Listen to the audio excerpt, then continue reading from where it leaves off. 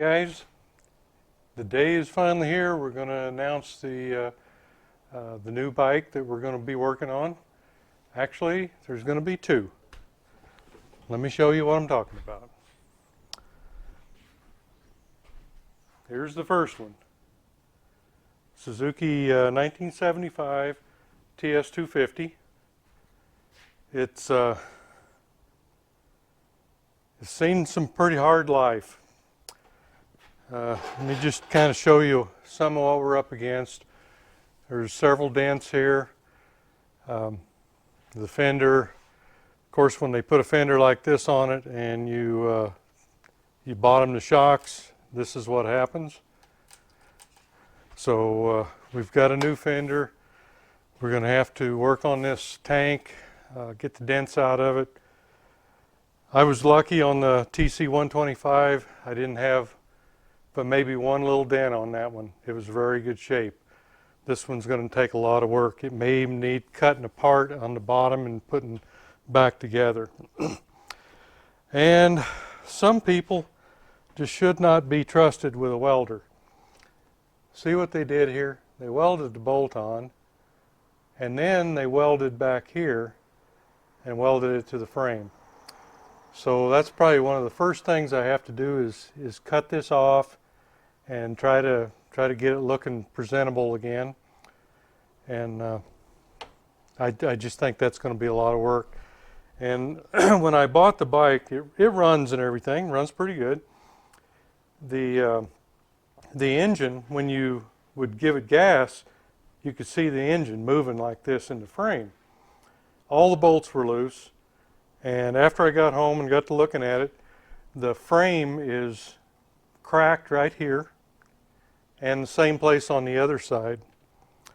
So we've got our work cut out for us on this one. I've got some holes we're going to have to fill up here and do a little body work on that.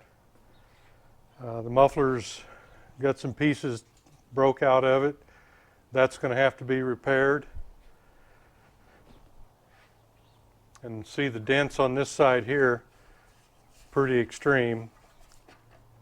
But it doesn't leak, but it has a failed or semi-failed liner in it. It looks like it's probably one of the Napa ones that's kind of a white color stuff. I don't like liners, but if you're going to use them, in my opinion, Caswell is the only way to go. So there's this one.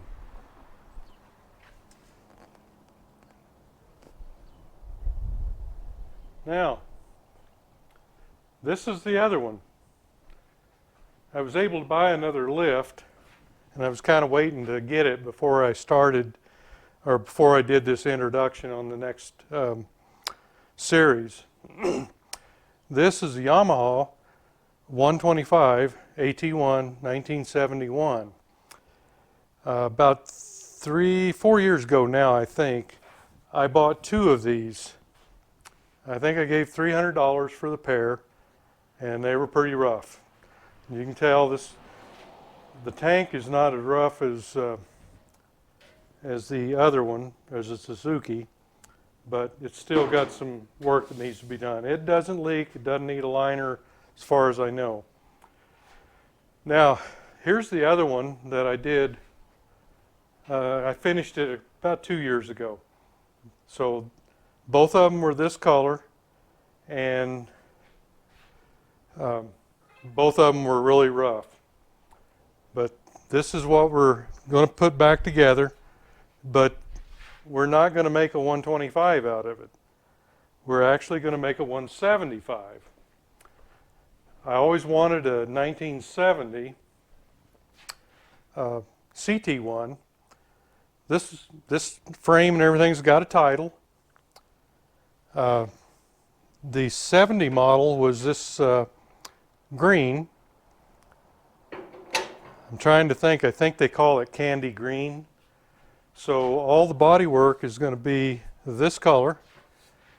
This will have to be repainted. It's got a little dent there. It's got a little work I need to do to it. But I think I've got most of the parts, and I've got a lot of the new stuff to put it back together with.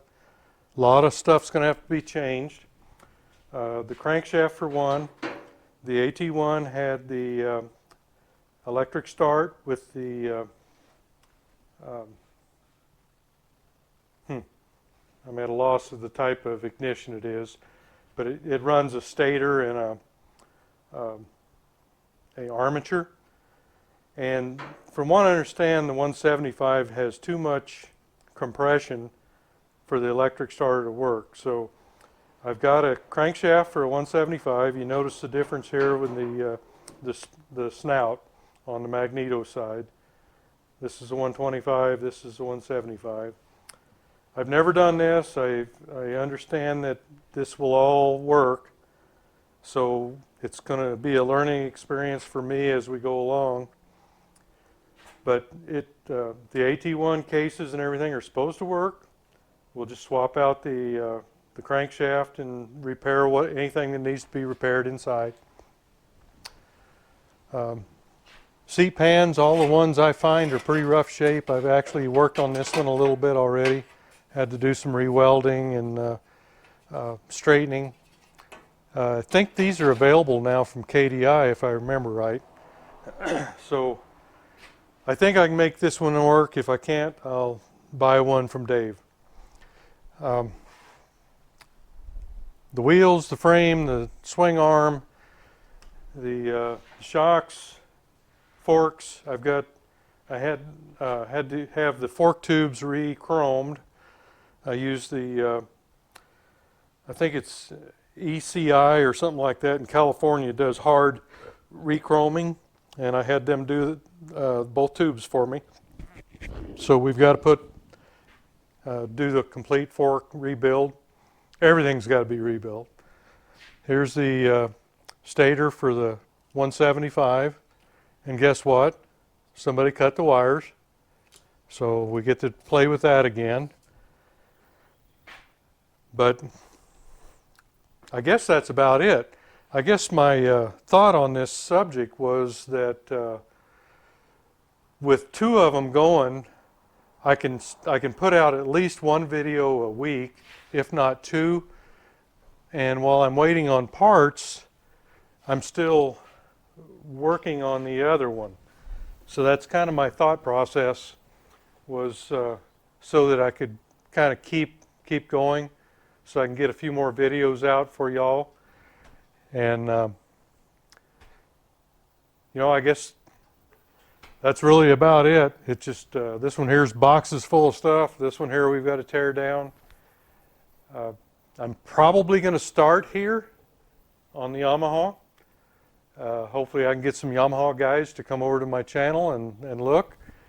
And I'm going to keep all the Suzuki guys that want to stay. And I've got more bikes, so as we do these, we'll just bring more of them in, and hopefully we can get a lot of videos out for y'all.